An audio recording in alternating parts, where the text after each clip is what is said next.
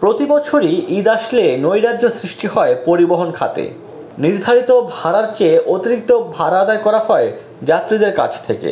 এবছরও একই চিত্র ফুটে ওঠে দেশের বিভিন্ন বাস টার্মিনালে। অতিরিক্ত ভাড়া আদায় বন্ধে প্রশাসনও ছিল তৎপর। এরই ধারাবাহিকতায় নেত্রকোনার দুর্গাপুরের বেশ কয়েকটি বাস পরিবহনে অভিযান পরিচালনা করেছে উপজেলা প্রশাসন। শুক্রবার রাতে পৌর শহরের দক্ষিণপাড়া মোড় ও বিরিশিরি এলাকায় অভিযান পরিচালনা করেন উপজেলা নির্বাহী অফিসার নাভিদ রেজওয়ানুল কবির।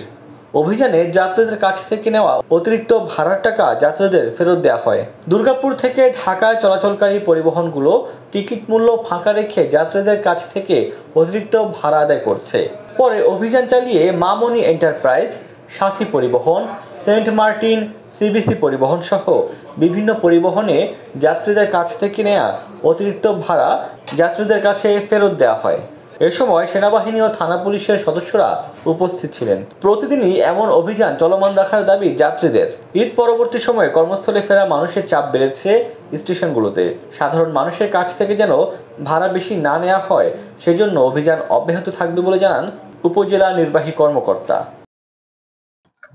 আপনার অফিস শুরু হওয়ার আগে সর্বশেষ আজকে এবং আগামীকালকে এই 2 দিনই আসলে কর্মস্থলে ফেরা মানুষের চাপ রয়েছে।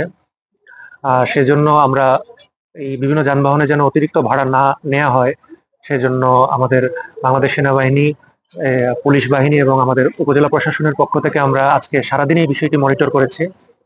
আমরা কিছু অভিযোগও পেয়েছি যে বাসগুলোতে অতিরিক্ত ভাড়া নেওয়া হচ্ছে। তো আমরা প্রতিটি বাসেই যাত্রীদের সাথেও কথা বলছি এবং যারা বাসের সংশ্লিষ্ট লোক রয়েছেন তাদের সাথেও কথা বলছি, এবং যে ক্ষেত্রে অতিরিক্ত ভাড়া নেওয়া হয়েছে আমরা যাত্রীদেরকে সেই টাকাটা ফেরত দেওয়ার ব্যবস্থা করছি। আমরা কিছু কিছু বাসে এরকম পেয়েছি যে যেটি ন্যায্য ভাড়া সেটি নেওয়া হচ্ছে, আবার কিছু কিছু বাসে ঈদ উপলক্ষে কিছু এক্সট্রা টাকাও নেওয়া হচ্ছে, আমরা এরকম পেয়েছি এবং আমরা সেক্ষেত্রে তাৎক্ষণিকভাবে সকল যাত্রীকেই সেই টাকা ব্যাক দেওয়ার ব্যবস্থা করেছি। এবং আমরা বাসের কর্তৃপক্ষদেরকেও সতর্ক করেছি যেন পরবর্তীতে তারা এটি না করেন, না হলে আমরা জরিমানার আওতায় নিয়ে আসবো তাদেরকে। আরেকটা বিষয়, যে টিকিটে টাকার মূল্য মালিকের একটা বিষয় আপনারা দেখেছেন, এই বিষয়টা আমি যে আসলে এটি আমাদের যারা টিকিট বিক্রি অসচেতনতা এবং একই সাথে আমাদের যারা টিকিট কিনছেন ক্রেতারা তাদেরও অসচেতনতাটাই এর জন্য দায়ী।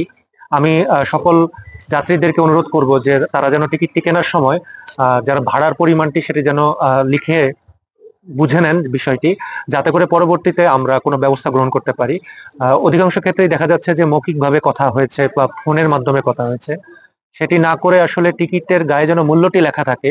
এজন্য আমি সকল জনসাধারণকে বলবো যে সচেতন হওয়ার জন্য, এবং যে কোনো রকম যদি ভাড়া বেশি নেওয়া হয় তাহলে আমাদের উপজেলা প্রশাসন দুর্গাপুরকে যেন তারা অবহিত করেন, আমরা যথাসম্ভব আইনি ব্যবস্থা গ্রহণ করব। না, আপনারা জানেন যে 2024 সালে বিআরটিএ কর্তৃক একটি নির্ধারিত ভাড়া রয়েছে, সেই ভাড়া তালিকা অনুযায়ী তাদের নেয়ার কথা। আমরা এখানে আজকে দেখলাম যে কয়েকটি ব্যানারের বাস তারা কিন্তু সেই ভাড়া অনুযায়ী নিচ্ছেন, কিন্তু বাকি যারা অন্যান্য বিভিন্ন ইররেগুলার বাসগুলো রয়েছে যারা আসলে প্রতিনিয়ত এই লাইনে চলাচল করে না, তারা কিছুটা বেশি নেওয়ার একটা প্রবণতা আমরা খেয়াল করেছি।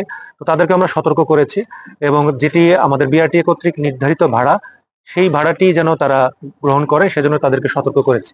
তারপরে যদি তারা এটি অব্যাহত রাখেন তাহলে আমরা তাদেরকে জরিমানার আওতায় নিয়ে আসবো। ডেস্ক রিপোর্ট, দৈনিক ডেস্টিনি।